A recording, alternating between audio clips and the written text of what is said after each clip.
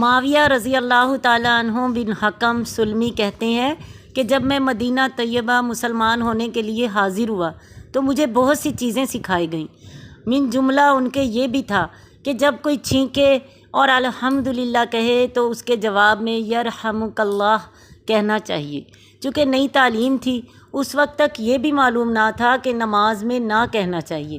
ایک صاحب کو نماز میں چھینک آئی، میں نے جواب میں یرحمک اللہ کہا۔ آس پاس کے لوگوں نے مجھے تنبیہ کے طور پر گھورا۔ مجھے اس وقت تک یہ بھی معلوم نہ تھا کہ نماز میں بولنا جائز نہیں، اس لیے میں نے کہا کہ ہائے افسوس، تمہیں کیا ہوا کہ مجھے کڑوی کڑوی نگاہوں سے گھورتے ہو؟ مجھے اشارہ سے انہوں نے چپ کرا دیا۔ میری سمجھ میں تو آیا نہیں، مگر میں چپ ہو گیا۔ جب نماز ختم ہو چکی تو حضور صلی اللہ علیہ وسلم نے میرے ماں باپ آپ پر قربان نہ مجھے مارا، نہ ڈانٹا، نہ برا بھلا کہا، بلکہ یہ ارشاد فرمایا کہ نماز میں بات کرنا جائز نہیں۔ نماز تسبیح و تکبیر اور قرأت قرآن کا موقع ہے۔